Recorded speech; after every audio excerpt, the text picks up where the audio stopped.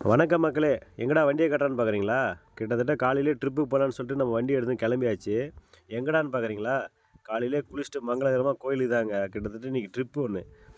எந்த ட்ரிப்புன்னு கேட்டிங்கன்னா அசந்து போயிருவீங்க. நம்ம கிருஷ்ணகிரியில் இருக்கிற அதாவது பெரிய மலைக்கு நான் இது வரைக்கும் போனதே கிடையாது. எல்லா இடத்துக்கும் போயிருக்கேன். நம்ம ஊரில் இருக்கிற கோயிலுக்கு நம்மளே போகலாம் எப்படின்னு சொல்லிட்டு நம்ம ஃப்ரெண்ட்ஸோடு கிளம்பியாச்சு.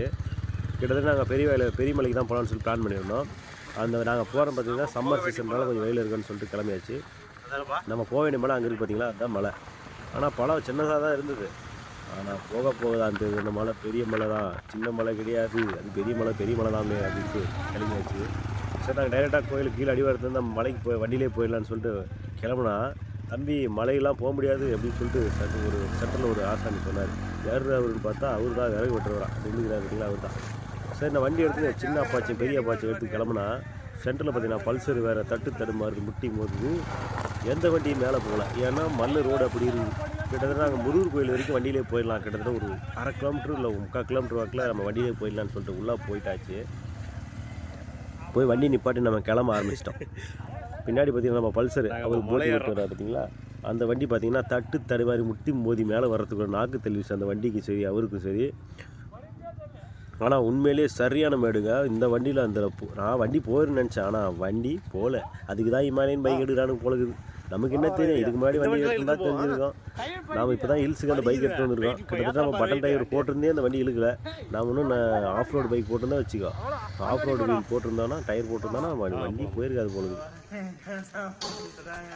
சரி, நம்ம வண்டியெல்லாம் நிப்பாட்டிட்டு நம்ம ஃப்ரெண்ட்ஸோடு கிளம்பியாச்சு. நாங்கள் நாராயண போனீங்கன்னு பார்த்தீங்கன்னா நம்ம போட்டி, நம்ம கொக்கிக்குமார், நம்ம அரவிந்த், அடுத்து பார்த்திங்கன்னா நம்ம சேட்டு, இவங்களாம் கிளம்பி வச்சு தண்ணி எடுத்துன்னு ஒரு 5 நிமிஷம் தாங்க ஏறிருப்போம். அதுக்குள்ளேயே நாக்கு தள்ள ஆரம்பிச்சிச்சு எங்களுக்கு.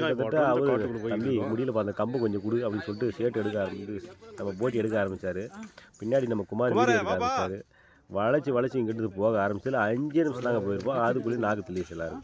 சரி, கொஞ்சம் ரெஸ்ட் எடுப்போம்னு சொல்லிட்டு ஒரு கேனை ஓரம் வச்சுட்டு ஒரு கல், சரியான கல் இருந்துச்சுங்க, அங்கே ஏறி நின்று, தம்பி அங்கே என்னமோ தெரிஞ்சு பாரு, அங்கே கோயிலா என்னான்னு பாரு அப்படின்னாரு.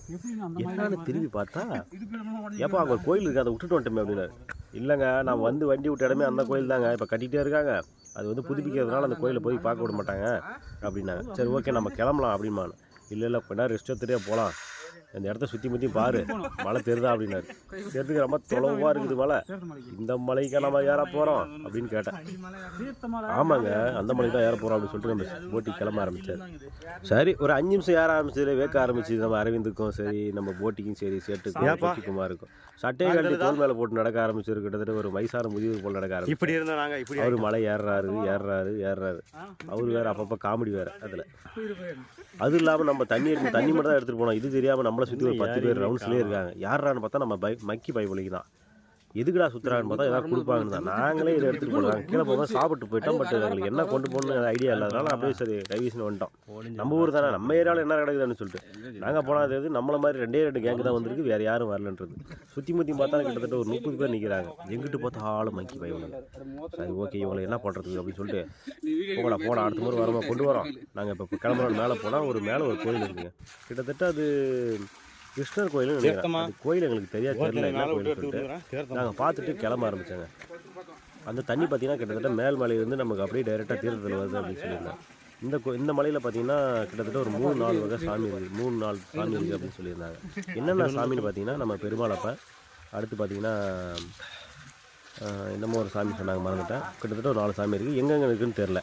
நம்ம புதுசாக போகிறதுனால, இப்போ தான் ஃபஸ்ட் போகிறதுனால நாங்கள் சரி ஓகே முதல்ல மலையை பார்ப்போம், அப்புறமா தான் சாமி பார்க்கணும்னு சொல்லிட்டு நாங்கள் மலையை பார்க்க கிளம்பிட்டோம். 5 நிமிஷம் ரெஸ்ட்டு. நாங்கள் ரெஸ்ட்டெல்லாம் எடுக்கிற அளவுக்கு டைம் இல்லைங்க, நம்ம டைரெக்டாக மலைக்கு கிளம்புறோம் அப்படின்னு சொல்லிட்டு நடக்க ஆரம்பித்தோம். ஆனால் ஃபேமிலியாக கூட போகலாங்க இந்த கோயிலுக்கு. கிட்டத்தட்ட ஃபேமிலியாக போனால் காலையிலே போயிடணும். காலையில் ஏற ஆரம்பிச்சுன்னா பொறுமையாக சாயந்தரம் வரைக்கும் பொறுமையாக ஏறலாம். சாயந்தரத்தில் வந்து வீடு சேர்ந்துடலாம். சரி, ஓகே நடக்க ஆரம்பித்தோம். நடக்க மட்டும் தாங்க ஆரம்பித்தோம். கிட்டத்தட்ட மணி கணக்காக 3 மணி நேரம், அசால்ட்டாக 3.5 மணி நேரம் நடக்க ஆரம்பித்தோம். நம்ம கொக்கிக்குமார் தண்ணி எடுத்துக்கிறாரு, அவர் முன்னாடி போட்டி கிளம்ப, நாங்கள் அவருக்கு முன்னாடி கிளம்ப.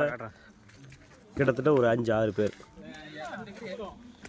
நாங்கள் எடுத்துன்னு போனது. ஹைலைட் என்னன்னு பார்த்தீங்கன்னா தண்ணி தாங்க. கடைசி வரைக்கும் தண்ணி எங்களுக்கு கரெக்டாக இருந்துச்சுங்க. இருப்பா. சரி, எல்லோரும் செருப்பு போட்டு கிளம்ப ஆரம்பித்தோம். வெயில் வேறு தாக்கம் அதிகமாக இருந்துச்சு. சட்டை கல்வி தோல் போட்டவர். ஆனால் நம்ம அரவிந்த் எவ்வளோ வெயில் அடித்தாலும் சரி, நான்லாம் பானை வெள்ளத்துலேயே இந்த அசால்ட்டாக சட்டையெல்லாம் கழட்ட முடியாதுங்க அப்படின்ட்டு போனார். சரி கொஞ்சம் தூரம் நடக்க ஆரம்பித்தான். சரி கொஞ்சம் ரெஸ்ட் எடுக்கலாமா அப்படின்னு. முடியாது அப்படின்னு சொல்லிட்டு மறுபடியும் கிளம்ப ஆரம்பித்தாங்க. இந்த வீடியோ பார்த்தீங்கன்னா நம்ம வந்து எந்த ஸ்கிப் பண்ண இல்லாமல் போட போகிறோம். ஃபார்வேர்ட் ரிவ்யூஸ் எதுவுமே போடாமல் போட போகிறோம். ஏன்னா பெரியமலைக்கு போகிறவங்களுக்கு வந்து ஒரு ஐடியா இருக்கும், நல்ல ஒரு இம்ப்ரெஷன் இருக்காக போகிறோம்.